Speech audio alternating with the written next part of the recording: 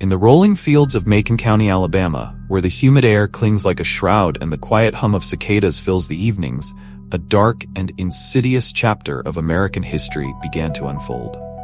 This is the story of the Tuskegee Experiment, a chilling tale of deceit and cruelty hidden beneath the guise of medical progress.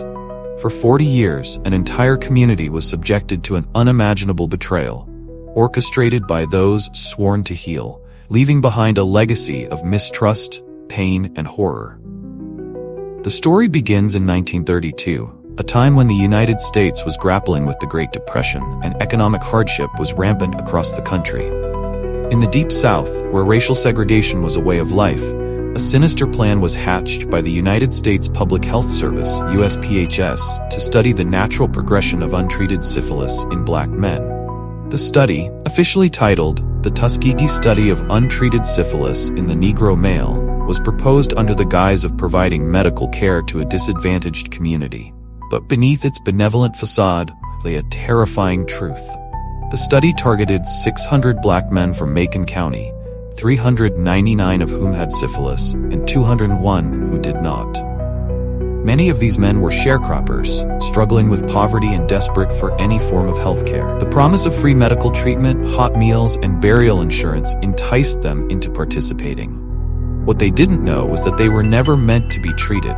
They were meant to suffer, to be studied like specimens in a lab, their agony a source of data. Leading the experiment was Dr. Taliaferro Clark, a senior officer at the USPHS, whose sharp eyes and unyielding demeanor concealed a deep indifference to the welfare of his subjects. Clark was joined by Dr. Raymond Vonderlehr, who would later take over as the on-site director. Vonderlehr's soft-spoken manner and scholarly appearance belied a cold, clinical obsession with the progress of the disease, an obsession that grew more disturbing as the study went on. Another key figure was Nurse Eunice Rivers, a black woman whose role was to recruit the men and maintain their participation. Nurse Rivers, with her calm voice and trusted reputation in the community, became a bridge between the doctors and the men they sought to deceive. For decades, she would return to the homes of the participants, checking in, providing comfort, and ensuring they stayed in the study. Some believed she was an unwitting accomplice. Others saw her as a betrayer of her own people, trapped between duty and deceit.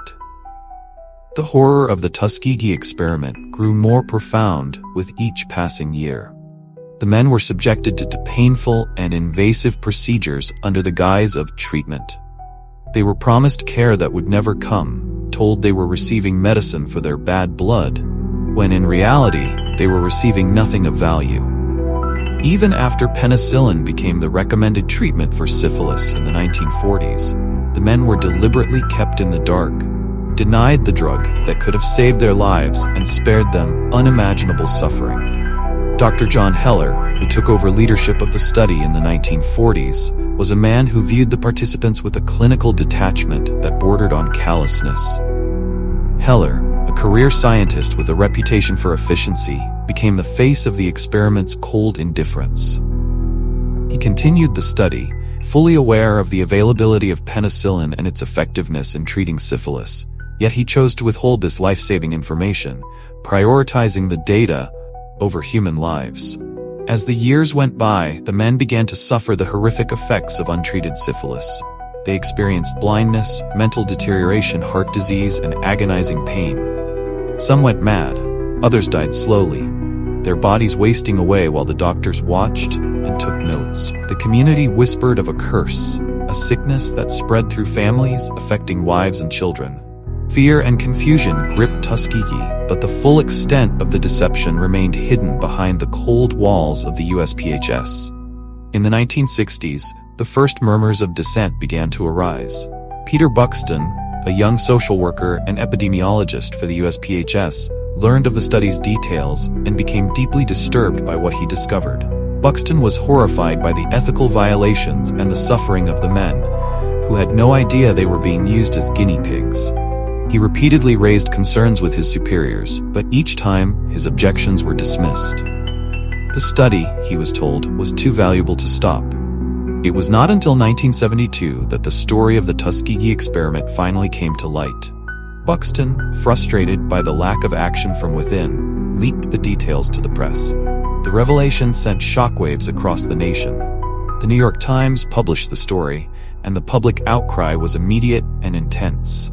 The Tuskegee Experiment was condemned as a flagrant violation of medical ethics and human rights, a grotesque example of racism and cruelty disguised as research. The study was abruptly halted, but the damage had been done. The surviving participants and their families were left to grapple with the betrayal and the physical and emotional scars that would never fully heal. The government's apology would come decades later, in 1997, when President Bill Clinton formally acknowledged the wrongs committed and apologized to the victims. But for many, the apology was too little, too late.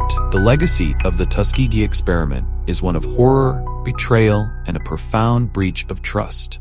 It stands as a stark reminder of the darkness that can lie hidden beneath the veneer of scientific progress. The men of Tuskegee were not merely subjects in a study. They were human beings whose lives were exploited and discarded in the name of research. As you listen to this story, remember the faces of those who suffered, the names of those who were betrayed, and the silence of those who knew better but did nothing.